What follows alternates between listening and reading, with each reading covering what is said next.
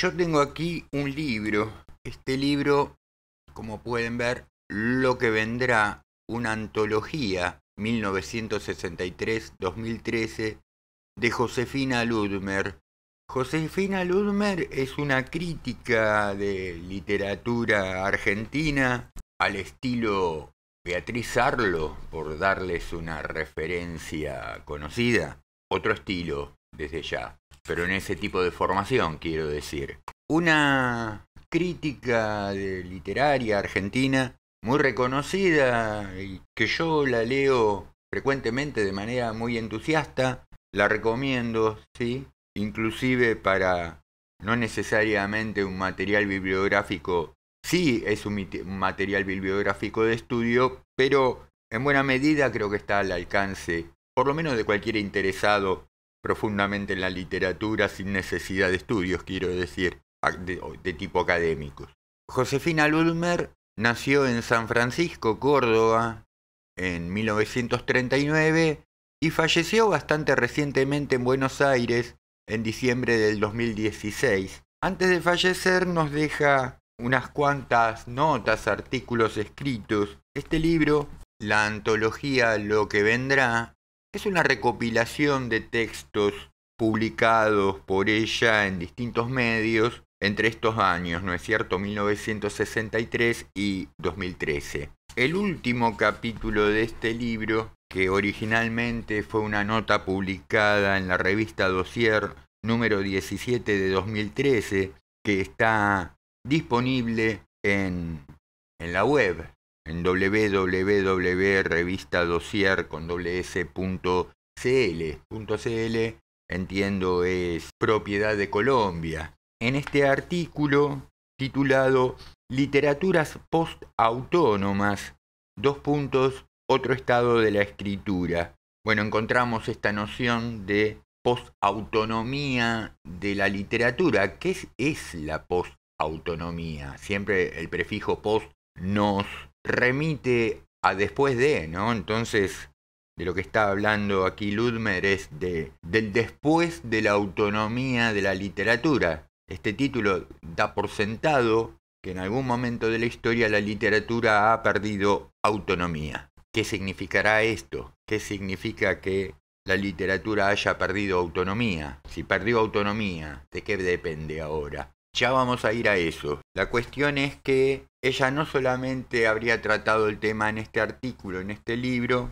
Antes, en 2010, toca el mismo tema en un libro titulado Aquí América Latina, editado por Eterna Cadencia, ese mismo año. Y de ese artículo, que yo no tengo, pero bueno, es que trata sobre otra vez o primeramente de la post-autonomía de la literatura, Martín Coan, otro teórico crítico literario argentino, novelista, además de ser titular de cátedra de la materia Teoría Literaria 2 en la carrera de Letras de la Facultad de Filosofía y Letras de Buenos Aires. Respecto del mismo tema, Martín Coan critica la postura de Ludmer en un texto titulado Sobre la post-autonomía, que habría sido publicado, fue publicado mejor dicho, en 2013, entiendo un medio de publicaciones, Landa, volumen 1, número 2, en un dossier cuyo título está escrito en portugués. Entiendo que esto habrá sido publicado en Brasil. Pero bueno, en todo caso, si el texto original fue escrito en portugués, tenemos la traducción al español, ¿verdad? De esa discusión que se establece entre Ludmer y Coan, este año yo cursé la materia de Teoría Literaria 2, Cátedra Coan, y uno de los trabajos fue tratar esta discusión, o por lo menos fue una propuesta de trabajo a nivel parcial y yo me perfilé por esa opción, ¿no? Entonces, lo que voy a hacer aquí es les voy a leer el texto de mi parcial y a medida que vayamos leyendo lo vamos comentando. El título de mi parcial fue Sobre la post-autonomía de la literatura, entre paréntesis, una propuesta peronista a los problemas del marxismo.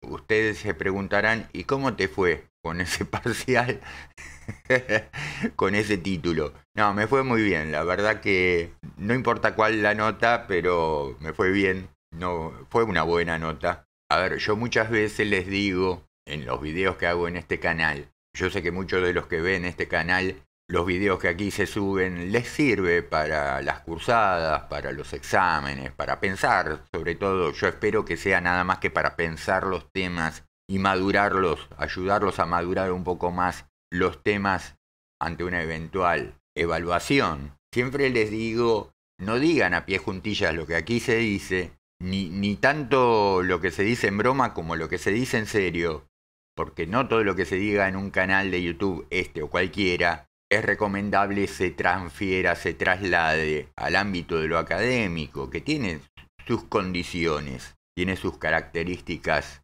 particulares.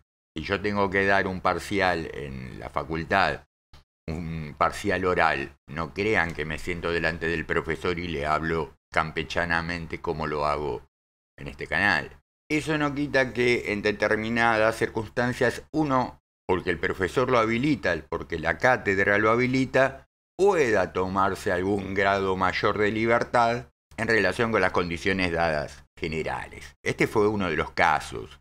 En principio, este parcial se nos pidió que lo escribiéramos de corte ensayístico. Siempre el ensayo te permite mayor grado de subjetividad. Por de pronto, en un ensayo se espera que uno ponga el punto de vista personal propio acerca del tema a tratar, y dependiendo de muchas otras circunstancias, hasta no se va a tomar a mal cierto grado, tal vez de sentido del humor. Yo no lo recomiendo, a pesar de que me tomo mis libertades.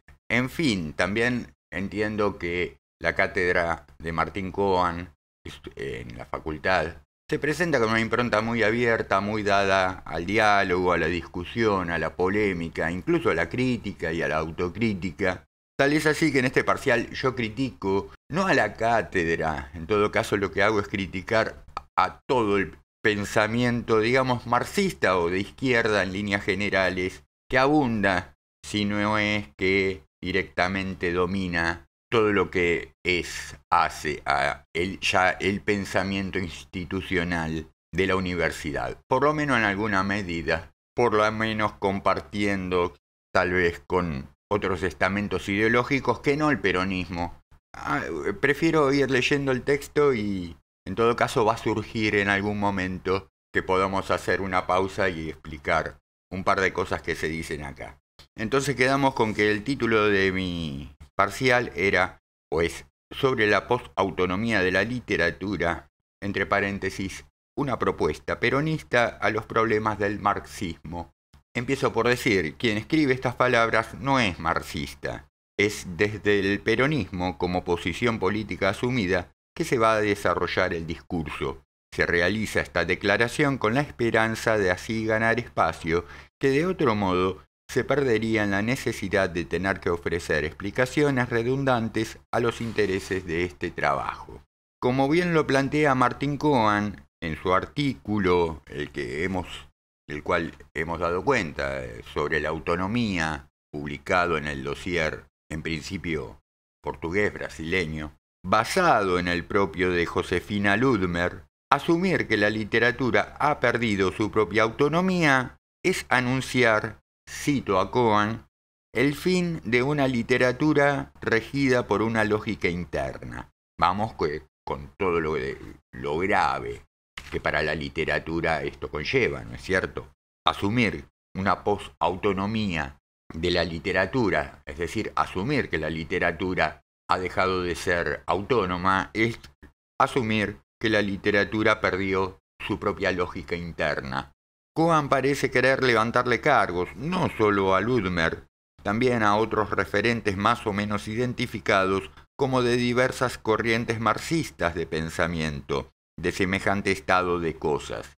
Tanto Cohen como Ludmer han sido gente, yo no sé si marxistas, pero por lo menos sí claramente identificados con el pensamiento de izquierda, ¿no es cierto? Lo hace respecto de la primera, o sea, respecto de Ludmer, cuando dice, cita, Ludmer se pronuncia entonces en contra de la prosa literaria, entendiendo por tal cierta prosa morosa, culturosa y estética. Fin de la cita. Lo que debilitaría la propia sustancia literaria, a la vez que alejaría por aburrimiento al lector. O sea, Ludmer, ¿qué está diciendo? Bueno, si la literatura ha perdido su autonomía, no es por nada. Lo que pasa es que la literatura aburría a la gente. ¿Por qué? Y porque la literatura era amorosa, culturosa y estética. Así dice Cohan, que decía Ludmer. Nunca ha estado en la naturaleza de la literatura regirse por la ley del menor esfuerzo, argumenta Cohan. Y una pretensión de popularizar la lectura a la fuerza y a la escritura también, con el fin de ver superadas las luchas de poder al interior del campo, nos conduce a que mucha producción, cito a Cohan, no se sabe o no importa si son o no son literatura. En ese no se sabe o no importa hay una clave. Muchas corrientes de pensamiento marxista parecen querer regirse por ese lema, aplicado a diferentes cuestiones. Me extiendo en un pie de página diciendo, llegando a la negación y el ocultamiento de ciertos autores y obras y de ciertos posibles enfoques de análisis literario, lo que vulgarmente llamamos ninguneo. Lo que yo estoy diciendo acá es que en la academia se ningunea a ciertos autores literarios, se ningunean ciertas obras y se ningunean ciertas bibliotecas completas, ¿verdad? Por lo que el propio autor, Cohan, explica más adelante, abro cita, bajo el agobio de alguna presión moral, el más allá del bien y del mal aparece como un factor liberador, y decir que Dios ha muerto no proporciona otra cosa que alivio. Fin de la cita. No proporciona otra cosa que alivio, que además ha sido un falso alivio, porque a su Dios ha muerto, Friedrich Nietzsche le agrega, abro cita, el hombre lo ha matado, cierro cita, y más adelante, abro cita, yo no creería más que en un Dios que supiese bailar, ahora un Dios baila por medio de mí, cierro cita, y agrego yo. Los peronistas tenemos la pretensión de que Dios baila por medio de nosotros y del Papa Francisco. Si un cuento puede ser analizado desde su aspecto más puramente formal y desde su literaturiedad, ¿qué es la literaturiedad? Bueno, es la sustancia propia, exclusiva de lo literario, ¿no es cierto? Aquella cosa que hace a lo literario y a nada más que a lo literario. Y si admitimos que también puede ser analizado, al menos de manera potencial, dependerá de cada caso, desde aspectos tales como los filosóficos, políticos, sociológicos, económicos, históricos, psicológicos, inclusive desde la propia biografía del autor, algo que está bastante mal visto, pero que como poder se puede, debemos también admitir que buena parte de la literatura puede ser, y debe ser, analizada desde su aspecto religioso, incluso teológico. Lo que yo quiero decir acá es que no se haga no significa que no se pueda, ¿no es verdad? La literatura, bueno, sigo leyendo. No todo texto literario admite o contiene uno o varios de los ítems antes mencionados. El que contenga más o menos de estos no será demostración de buena literatura. Pero en Homero, en Shakespeare, en Calderón de la Barca, por decir solo algunos nombres, los hallamos absolutamente a todos contenidos, estos temas o estas dimensiones. Es decir, no por contener un texto todas estas dimensiones será la mejor literatura, pero la mejor literatura de la que disponemos contiene todas estas dimensiones. Que después nosotros no nos interese más que algunas, sino otras, tiene que ver con nuestras parcialidades propias de índole política, ¿verdad? Prosigo. Imagino ahora a un marxista que encogiéndose de hombros diga, bueno, peronistas, háganlo, el análisis religioso y teológico. Por cierto que sí, para eso necesitaríamos, por ejemplo, que la novela La creación de Ricardo Monti sea incorporada al programa de alguna materia de nuestra carrera, que dicho sea de paso, la publicación fue acompañada por el auspicio de nuestra facultad, algo que creo le debemos al profesor Jorge Dubati, titular de la carrera de Artes. Cuando digo marxista, pensemos en todo género de pensamiento de izquierda, referentes de, ¿no? El marxista más avisado no pierde de vista la falta, entonces procura remediarla participando en la metafísica de Paul Valéry, acompañado siempre de la supervisión de Theodor Adorno como por las dudas, o la mística de Walter Benjamin, algo que complica aún más la situación, al haber sido malinterpretada la premisa de Nietzsche. De Valéry dice Adorno que el poeta aspiraba a, abro cita, un saber de las transformaciones históricas de la esencia más profundo que el que aparece en manifestaciones que apuntan tan ansiosa y premeditadamente a las transformaciones del mundo, que llegan con ello casi a perder el peso mismo del mundo que se trata de transformar. Fin de la cita. Esto dice Theodor Adorno, que dice Paul Valéry. A esto que dice la cita llamamos un punto de vista teológico. Por otra parte, la posautonomía de la literatura viene de manera coincidente a confluir en un tiempo que se avisora como de posautonomía del peronismo, lo asumimos, sino de franco posperonismo. Otra vez, no importa o no se sabe qué es peronismo o cualquier cosa puede serlo. Progresistas y socialdemócratas se autoperciben peronistas, en una época en que el criterio propio vale más incluso que la realidad misma. Hay una batalla o varias que el peronismo perdió y que el marxismo o las corrientes de izquierda no, o que al menos parece mantenerse en la contienda, algo que parece evidenciarse en el control o semicontrol en el campo de poder propio de nuestra facultad. De alguna manera, se llegó a la situación de que la socialdemocracia se hiciera del control del aparato burocrático institucional, mientras que el marxismo se dedica a diseñar los contenidos.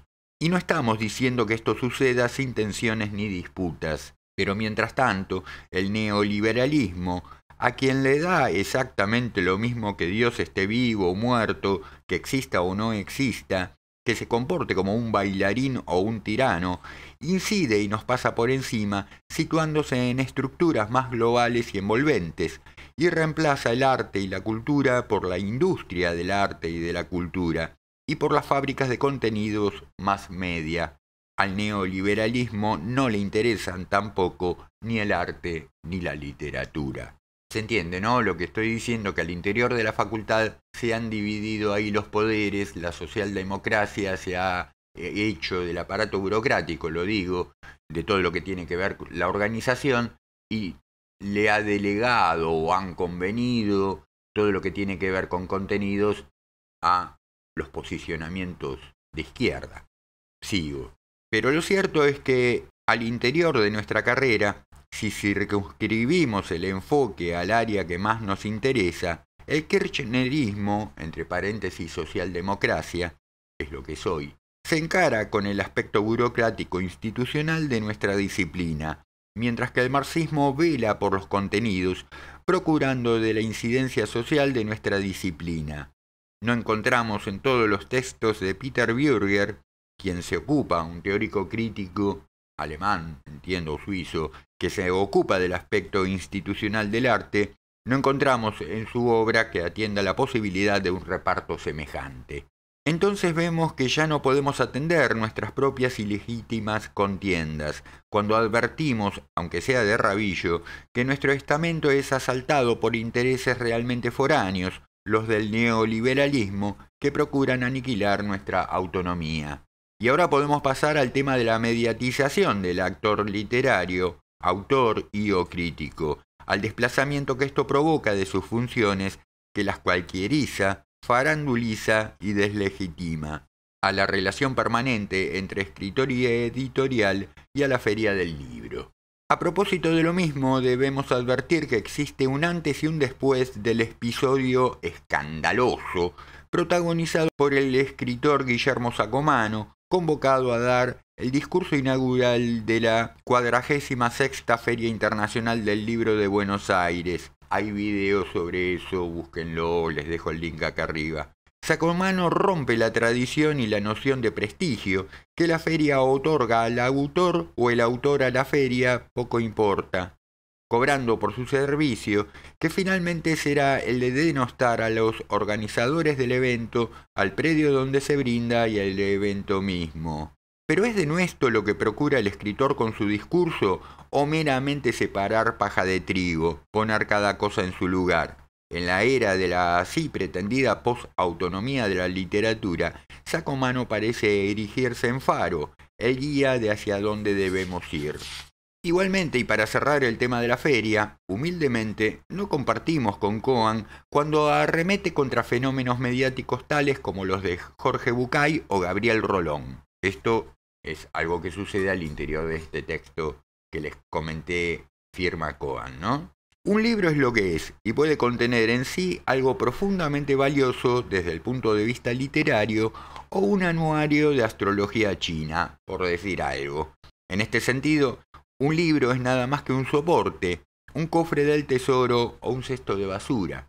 El novelista Wilbur Smith dijo alguna vez que el día que fuera galardonado con un premio literario se preguntaría qué fue lo que hizo mal, porque a él no le interesaba más que ser traducido a muchos idiomas y vender a rango de bestseller. Hemos comprobado que mucha gente que jamás prestaría atención a ningún libro ha comprado de primera mano los volúmenes de Bernardo Escamateas, tanto como para aprender a liberarse de sus relaciones tóxicas. Tal vez los literatos deberíamos observar y aprender algo de estos fenómenos. Pero esto no ocurre en buena medida porque encontramos que el marxismo, en su rol legítimamente dominante respecto de nuestro quehacer, muchas veces se ha perdido en su persecución de enemigos imaginarios, como de fantasmas. Bucay y Rolón en el contexto en que los nombra Coan, pero hay más de esto en el mismo artículo del profesor, y más aún, y derivaciones de lo mismo, en toda la historia del pensamiento marxista. No le echamos la culpa a Coan de una cuestión que lo sobrepasa y que está haciendo a todo aquello que remita al pensamiento marxista. En todo caso, Coan remite a ese pensamiento, al pensamiento de izquierda, y bueno, desde nuestro humilde punto de vista se lo lleva puesto la corriente, ¿no es cierto? Cuando Coan habla de, cito, la irrupción de una mala escritura, cierro cita, como la de Roberto Arlt, sabemos a qué se está refiriendo, pero dice que sucede, abro cita, bajo el imperio mediocre de las escrituras correctas, convencionales, predigeridas, cierro cita. Y entonces al menos el pensador peronista lo mira perplejo y se pregunta, ¿cuál imperio mediocre? ¿El de Amalia de José Mármol, el de Sin Rumbo de Eugenio Cambaceres, el de Nacha Regules de Manuel Gálvez? ¿Estas obras conforman o son parte de ese imperio de la mediocridad? Sin lugar a dudas existen y han existido escrituras correctas, convencionales y predigeridas, pero no nos parece que al menos en los tiempos de la aparición de Arlt, pero tampoco en ninguna otra época, estuvieran constituidas en algo así como para denominar imperio, no al menos tanto como así puede estar ocurriendo en la actualidad. Vamos que está habiendo una literatura, hoy mismo una literatura chatarra, una literatura industrial, serializada, salida como de una máquina de hacer chorizos. Tal es así como el famoso mito del autor encerrado en su torre de marfil, que no dudamos que haya existido, pero de manera relevante. ¿A cuántos autores conocemos de este tipo? ¿O es que creemos otra vez que Homero, Shakespeare o Calderón de la Barca, o Herman Melville, Hermann Hesse o Jorge Luis Borges lo eran, desconectados absolutamente del contexto social? La escritura correcta y convencional y el autor en su torre de marfil, si bien han existido, admitimos, nunca han sido representativos de nada. Bueno, yo digo entonces, el pensamiento de izquierda se ha imbuido mucho de estos mitos, de estos enemigos imaginarios, de estos fantasmas, y han pasado un siglo ya, ¿no? Y un poquito más, que se vienen perdiendo en discusiones entre ellos mismos, completamente estériles, inconducentes, y han perdido de vista la sustancialidad de nuestra materia, la profundidad, con lo cual no sería de extrañar que, como cualquier cosa si no la nutrís, si no la alimentás, termina por morirse. Porque si estamos hablando de algo así tal como la post-autonomía de la literatura, es decir, de que la literatura haya perdido autonomía, entonces podemos empezar a preguntarnos siquiera si la literatura sigue siendo, ¿no? Si sigue existiendo, si no ha muerto la literatura. Cuestión por cuestión de estas, quizás parezca irrelevante ni siquiera plantearlo, pero es que en la historia del pensamiento y el análisis de lo literario hemos perdido mucho tiempo en discusiones estériles del mismo tipo. Hay un marxismo y hay un peronismo que, en sus puras nociones, no admiten adjetivaciones, que procurando por el menor esfuerzo ser más y mejor explicativas, terminan por confundir más que lo que aclaran esas adjetivaciones. También hay arte y literatura sin necesidad de adjetivar esas nociones. En definitiva, ¿por qué? Porque a veces se adjetiva la literatura, ¿no? Entonces tenés la literatura de compromiso, la literatura descomprometida, la literatura de aquí, la literatura de allá, y nos olvidamos del eje central, de la sustancia de la literatura misma. En definitiva, para saber lo que el marxismo y el peronismo son, hay que estudiar, preferentemente a Karl Marx y a Juan Domingo Perón, hasta a Eva Duarte de Perón se admite en el segundo caso. Lo mismo ocurre con el arte y la literatura. ¿Quién puede decir que Shakespeare estuvo menos comprometido con su época que Émile Zola? Pero para saberlo, debemos estudiar sus respectivos contextos sociales, históricos y políticos.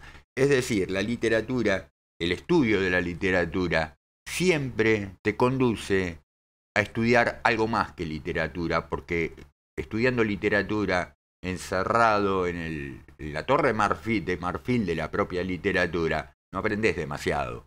Siempre te vas a tener que ponerla en contexto, siempre vas a tenerla que poner en juego, en diálogo, en lo que sea en relación con otra cosa extraliteraria, que a veces ocurre que los literatos se olvidan que existe un mundo que no es literario, pero que participa, y a veces participa mucho más que la literatura, ¿verdad? Debemos salir de la pereza que implica eternizar disputas inconducentes, que de superarlas nos quedaría espacio y tiempo para seguir trabajando y profundizando sobre lo que nos compete, el análisis, la teoría, la producción de conocimientos, contra la política dominante, que parece querer ser la de formar meros científicos que aplican protocolos. Hago un pie de página donde comento que ya en otro capítulo titulado La crítica como autobiografía, ya Ludmer nos viene narrando cómo esas disputas que nosotros estudiamos sintéticamente en un tercio de cuatrimestre se fueron ido desarrollando a lo largo de toda su carrera profesional, incluso desde su época de estudiante, allá perdido en los años 60. En el artículo Literaturas post-autónomas, otro estado de la escritura, que se halla al interior de este libro que les mostré antes, Ludmer piensa en función de capitalizar el cambio. Abro cita. Para poder hacer activismo cultural necesito pensar ese otro régimen de realidad, dice ella, que ella articula en dos más, regímenes de lenguaje y de sentido. En un mundo de relativismo y ateísmo dominantes, la conservación de lo permanente y la atención a la religiosidad como aspecto inherente de la naturaleza humana, como lo advierte el psiquiatra Carl Gustav Jung, parecen ser formas de activismo contracultural. Finalmente, cerrando esta nota, en la frase que cierra el artículo de Cohen, abro cita, la autonomía pasa a ser entonces el desafío a la vez que la esperanza en tiempos de post-autonomía, si es que esos tiempos llegaron. Cierro cita. Nos parece encontrar algo de esto, si es que esos tiempos llegaron, la esperanza, ¿no es cierto? Si es que todavía no, se nos representa como una expresión de deseo, como un acto voluntario de fe, que se parecen, si no es que son lo mismo. Más tarde, más temprano, todo el mundo pone fe en algo, crea intelectualmente en la existencia de Dios, o no, es la de menos. En fin, mis queridos contertulios, no la hago más larga por ahora. En todo caso, en la caja de comentarios, comenten qué les pareció este tema, si tienen dudas, si quieren que hagamos una segunda parte que aclare algunos puntos que pudieron haber quedado un tanto confusos en esta exposición. Y si no, pasamos a otra cosa. Me despido por el momento de ustedes, como siempre, deseándoles estén pasando hermosos momentos y teniendo muy gratas lecturas. Hasta pronto.